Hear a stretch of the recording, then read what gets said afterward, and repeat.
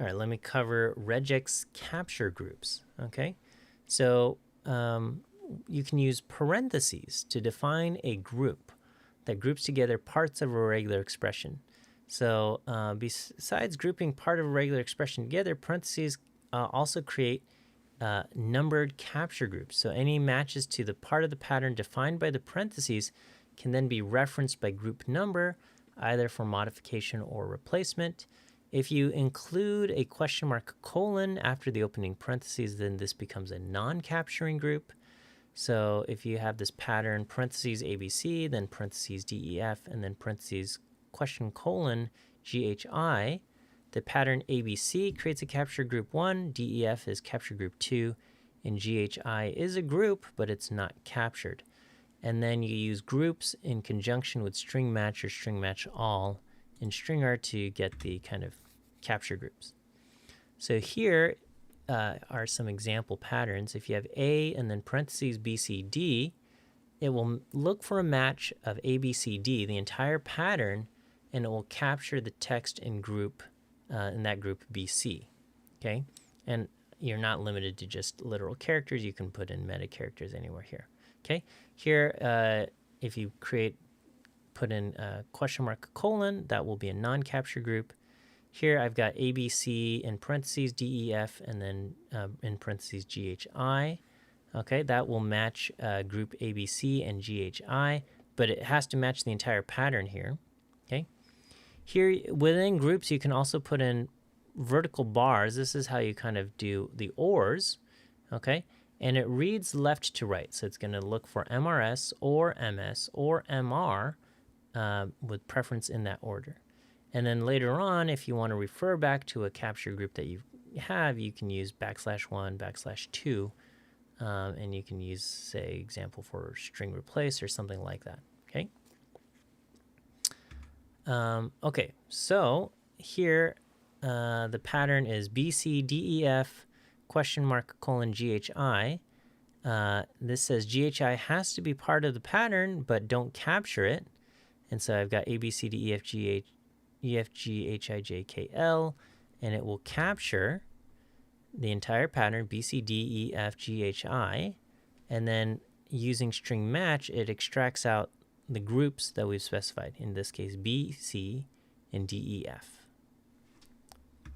Okay, here if I have ABCDEFGH and I as capital, now we no longer have a match, and so so we get NAs here. Okay, so let's do something a little bit more than just literal characters. Here I've got a group with MRS or MS or MR, and my text is Mr.Smith, Mrs.Lee, space Ms.space Garcia. And so as we read from left to right, we're going to get a match for MR. Okay, then we get a match for MRS. And then we get a match for MS. And so these are, it could be either MRS, MS, or MR, okay, as matches. So that's there. If I put this in the wrong order, however, because it reads left to right, giving the order in its preference, and it says, okay, I find a match here, okay, watch what happens here. If I do MR followed by MRS or MS, here, it's going to say, okay, I've got a match for MR for Mr. Smith. Then I get a match for MR for Mrs. Lee, okay? MRS dot Lee, it says, oh, I got a match for MR. We're good. Okay, and it moves on. And then it matches MS for Ms. Garcia. So here, you want to kind of specify your things in the correct order. Here's another thing. You could also just do M followed by an optional R 0 or 1, and 0 or 1 S's, and that would also match MR, MRS, and MS. This will also match just capital M by itself, so maybe that's not what we want. Okay. Here we can say capture the group, the title MRS or MS or MR, followed by a literal period, followed by a space, followed by one or more word characters, okay? And this is in a capture group. So we'll match the entire pattern, and then we will extract out the two capture groups. So we get a match with mr dot space Smith. Okay, that matches this pattern, and so that is what here appears here. The first capture group corresponds to the title mr, and then the second capture group corresponds to the last name Smith. Same thing here. Next thing, we get a match with mrs.lee space Lee, and then this part matches the title, and then this is the last name that gets extracted there. Okay, we got Ms. Garcia, and I threw in there here Andy Hope. That doesn't get matched because we don't have a match with the MRS, MS, or MR. Okay, so now we can extract out last names from this kind of text string because we have a capture group, and we can just say, hey, I just want this kind of column over here. Here, by putting in question mark colon here, this is a non-capture group.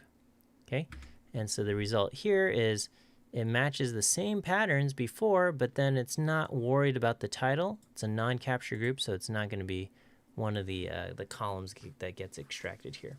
So you can compare this where the title is part of the capture group with this where the title is not part of the capture group, is a non-captured group. With back references, okay, the first group will become \1 and the second group will become \2. So here I'm saying look for one or more word characters followed by a space and then one or more word characters. So basically we're doing like first name, space, last name. And then I'm going to say followed by an optional comma. Match all of these things. So we're going to get a match for George Washington, John Adams, Thomas Jefferson. And then the capture groups are George, John, Thomas for the first capture group, Washington, Adams, Jefferson for the second capture group. Basically the first names and the last names. And now with this, I can kind of run a string replace all. I can say take this text, take the pattern, but then when you find a match for the pattern, replace it with \2, comma space, \1, semicolon. Okay, so what's going to happen there? We're basically going to replace this pattern, George Washington, comma, with second column, Washington, comma space, first column, George, or first capture group, George, semicolon.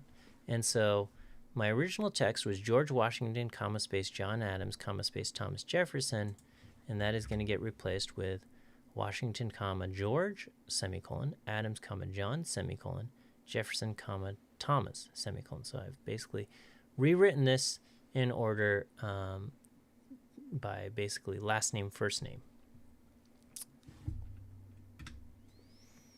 All right, so here is an example. Here I've got the quick brown fox jumps over the lazy dog. And what does this say? This says the pattern we're going to look for is \b, word boundary, followed by a capture group of one or more word characters, followed by one or more spaces, followed by \1, basically the group of text that was captured earlier in this capture group, followed by a word boundary. So what this is going to do is basically it's going to search for duplicated words. So in this case, it's going to find the space the, okay, in that here, because in this text we have over the lazy dog, we have basically a word that got repeated. And so this will go through and detect anything where words get repeated and identify that. So that could be useful in terms of like cleaning up text. Here's an example. It's a little bit more complicated, but this will extract a regular expression, extract a phone number. This is going to search for an optional literal opening parentheses. Okay, we put a question mark to make it optional. Then we have a capture group where we have a digit between 2 through 9. So in the US, area codes cannot start with a 1 or 0. So area codes have 3 digits. So we're going to have a digit between 2 and 9, followed by 2 digits to any 2 digits, okay, and then a closing parentheses, which is optional. And then we have a character set, either a dash, a space, or a dot, okay, and that's optional. And then basically the phone number, which is going to be a digit between 2 through 9, 2 additional digits, an optional character of dash, space, or dot. It's optional because of the question mark, and then 4 digits. Okay, and that's a capture group right there. So we can try testing it out. I've got text Apple 1-800-786-1000 310 space 209 1626 310.208.0448 310-825-8430 work space 323-224-2611 semicolon home. So you could imagine somebody, having a web form where you say enter your phone number, and then people are just typing in all kinds of crazy stuff here. Okay, we'll try running our pattern and we'll see what we get. Okay, we get no match for Apple. For the 800 number, we get this extracted. For this thing, we get that extracted. For this, we get this matching. This also gets matching there. As far as it just matches the first one, so we just get the 323 there. And then this is not a phone number because it starts off with a 1, so there's no match there. Okay. If I do string extract all, okay, basically we get the same results here, okay, except for the NAs, we get a character 0, and then right here where we have 2 phone numbers listed, it's going to extract both of them. It gets the work number, and then it gets this, okay. It gets this one as well, okay. So it gets both of those. Okay, so here we'll just do a string match, and with string match, it uses the capture groups. So it says, okay, I matched this, and I matched this, and I matched. Okay, I matched these things, and it pulls out the area code 800-310-310-310-323, and it pulls out the phone number down here. So we're able to pull those out. String match all basically does the same thing, except when you have multiple, you get 1 for each row. So you get a list with all of these things. Okay, so I can kind of work through everything there from this previous thing. 1, 2, 3, 4. So I'm going to say I want to go through basically all of the entries in here. Using string match all, we'll go through the entire kind of list here, and then we'll make a matrix out of it. And so this is here I'm using the regular expression, okay, for matching the phone number. And then if I want to do some cleaning up, I can do that, right? So I can say, hey, you know what? I don't really like how all of these things, they're written, some have dashes, some have dots, some don't put spaces there, some have spaces. And maybe I want to clean this up. So I can say, all right, let's look at this. We've got 3 digits, and then a dash, a space, or a dot, which is optional, and 4 digits. This is going to be the pattern, and what I want to clean them up, but I just want to take the first capture group, and then I want to put in a dash, and I want the second capture group. So I'm going to take this text, and I'm going to clean it up using the string replace, using kind of my capture groups and the back references. And so these things, I got 208.0448, and then I put in a dash here. Whoops. Here I have 825.8430, and that gets cleaned up, 825-8430. The space gets replaced with a dash, and everything looks a little bit cleaner here. So you can kind of process through text using regular expressions to kind of clean things up. Okay, and the last bit we'll take a look at are lookarounds, okay? Sometimes we want to match characters that have a certain pattern before or after it, and these statements are called look-aheads or look-behinds or look-arounds because they look ahead or behind a pattern to check if another pattern does or doesn't exist. So you have the positive look-ahead, the negative look-ahead, and you have the positive look-behind and the negative look-behind, okay? you aren't allowed to use stars or pluses in look behinds. They have to have a bounded length. So let's say here, okay, so a positive look ahead looks ahead of the current match to ensure that basically the sub pattern, whatever you put in here, matches. So here it says I put a gray hat on my gray greyhound, and we're going to say we only want to match the gray, the word gray, if it's followed by the word hound here. Okay, so this is going to be a positive look ahead. So we only want where basically the gray where it's followed by greyhound. Okay, so hound is not part of the match. Okay, so when you say hey, locate it, it's just going to be GREY. It's 29th through the 32nd character. The hound itself is not part of the match. Okay, but it's there to kind of make sure that we're getting gray followed by hound here. Okay, negative basically is the opposite. We want gray where it's not followed by hound. Okay, so we get a match for gray, we get a match for this gray, and we don't get a match for the gray hound. Okay, so the word gray only if it is not followed by hound. Okay, positive look behind basically says, okay, we have to have something if it's immediately preceded by something.